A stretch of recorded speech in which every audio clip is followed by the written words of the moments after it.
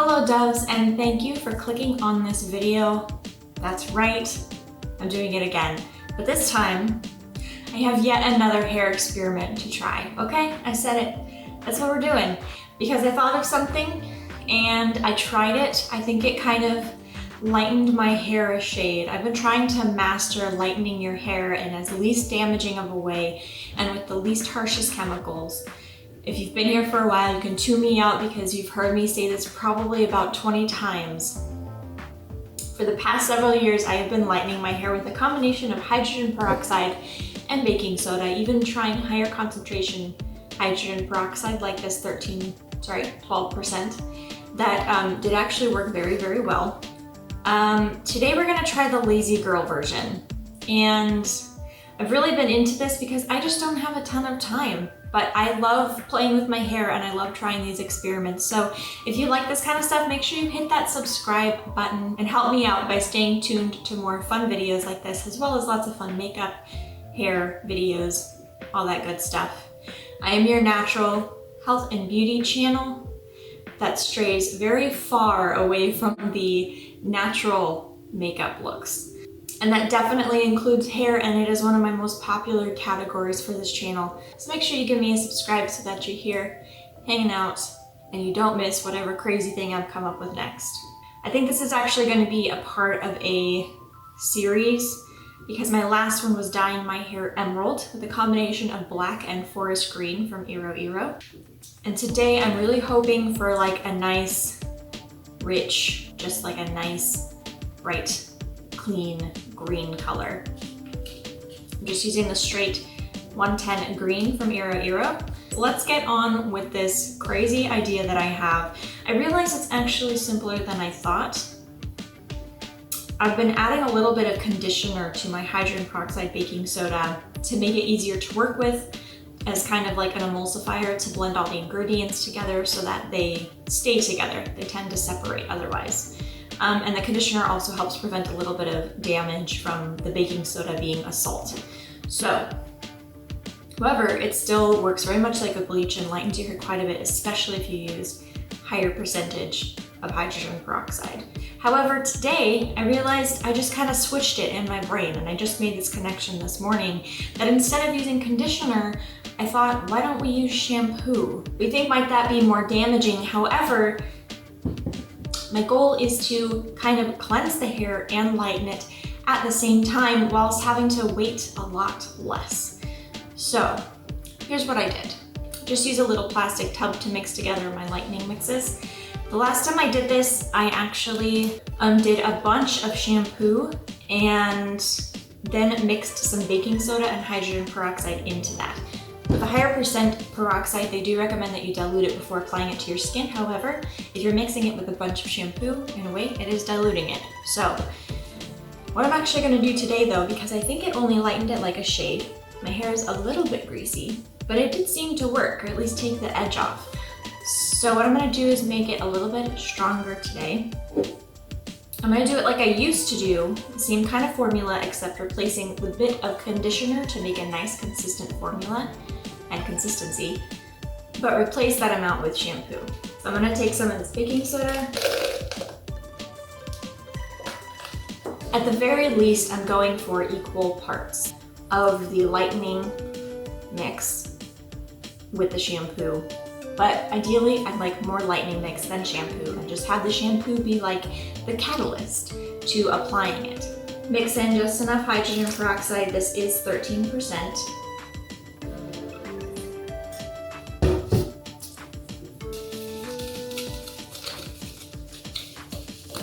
To make a thick paste.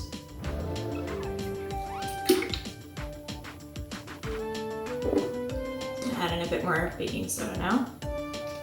Now, why this is a lazy girl way of lightening your hair, and again, we're crossing our fingers because I don't know how well this is actually going to work.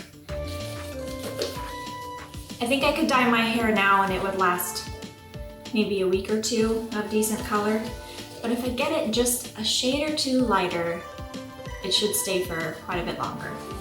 I've been really impressed with Iro's colors. Okay, now we have this really thick, kind of clumpy I'm just gonna add another splash.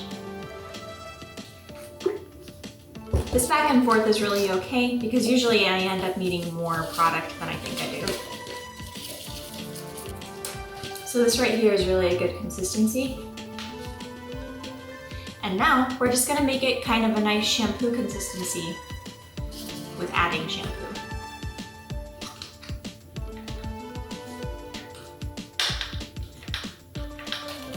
Also, I'm sorry, Brad Mondo, because I am making, this is not technically bleach, but I know how many times you said bleach does not lather. Well, I'm making it happen. So now we've got a really nice thick, it almost looks like creamed maple syrup. It's a nice thick, but still a liquid, light tan color. That's just because my shampoo was so dark. Might be different for you, but I really do recommend Tilapia shampoo. You can buy them in bulk, save a lot of money by getting a 32-ounce bottle. So if you need a good shampoo, I would definitely recommend that. I am, however, now that my hair is getting longer, changing up my hair care routine to care for it in its new length, and I'll be doing an updated hair care video on that. All right, there it is. Make sure it's mixed up really nice and good. And what you'll do now is you'll hop in the shower. You'll put this in your hair first, lather it in. The first time I did it, I applied from the bottom of my hair up, and it actually didn't lighten. I was afraid I was gonna get hot roots because I do have a couple inches of virgin hair at the top of my head, at my crown. However, it didn't actually work out that way. It kind of lightened evenly over the whole thing. So I'm just gonna apply this like I would normal shampoo to my roots, and then I'll apply it to the length. Since my roots are still quite dark, but the length of my hair has been lightened before, I'm hoping that it'll actually come out pretty even. But you're gonna pour this liquid onto your head, massage it right into your scalp. And make sure it fully saturates all the way to the tips of your hair. And then I just pile it up on top of my head and finish the rest of my shower. Now for me, that's just washing my body. So it's literally just a few minutes where this is sitting in my hair. So keep into mind that if you also shave or anything like that, that will obviously lengthen the amount of time that this is on your head. I will put a disclaimer here right now that if you have sensitive skin, I probably would not recommend this lazy girl way of doing it. You can get little red spots because of the strength, the lightening, kind of the strength of the baking soda and the hydrogen peroxide. However, if you have sensitive skin, I would recommend doing it the way I've done it for years, which is actually sectioning off areas and applying it to the length and then to the roots, because when it touches your scalp, if you have sensitive skin, this could still irritate. However, maybe not as much as bleach. So, listen to your own body. Maybe try a little patch test and see how it goes. Once I finish wrapping up in the shower, I just wash it out like normal shampoo. And I'm actually going to rinse with apple cider vinegar as well. This will help as a clarifier and will help the dye that we're going to be applying later. So after it's all rinsed out and you're done with your shower, I'm now going to blow dry my hair on low as to not create more unnecessary damage, but I am blow drying it to kind of open up the follicles and increase the chances of more receptivity for the dye. Blow drying it will also give me a really good idea of how much we did actually lighten it to make sure that the hair is completely dry all the way through before applying the dye as well. So let's see how it turned out. Good news, everyone. So, I think it definitely lightened it 1, maybe 2 shades tops. I don't know. It's hard to tell when you're going from like a brown to a lighter brown. This is maybe even like a dark blonde now at the roots. I'm very, very happy with this though. Just removing one shade will really help that dye to stay in there longer. So you guys have seen me do this a bunch of times, so I'm just going to, like I did with the last video for my emerald dye color, apply this one color all over my head. There's just the one now instead of two that we did last time, so hopefully this whole packet will cover all this hair. And yeah, that's it. I'm just gonna put it in. Finger paint it, rub it into the scalp. You know the drill, and if you don't, I have tons of videos going over hair dye stuff, but this one is mostly trying out this lightening thing, and I am very happy with it. And the extra good news is my hair is fluffy from heat drying, which I almost never do except for when I'm doing hair dye. But I still have my curls, which means my hair isn't too badly damaged, so that's a really, really good sign.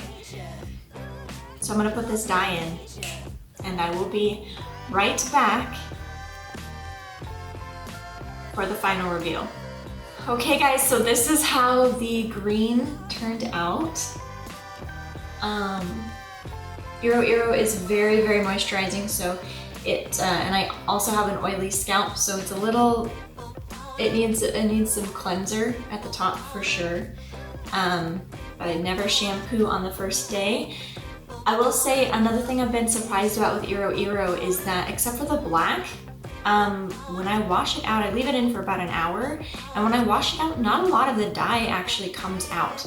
It can bleed for a while. As you can see, I'm wearing a light pink top though, and it's not, you know, getting on that, but I've just noticed that the hair really does absorb this really, really well. And yeah, there was hardly any green in the actual washout process, which is actually really impressive.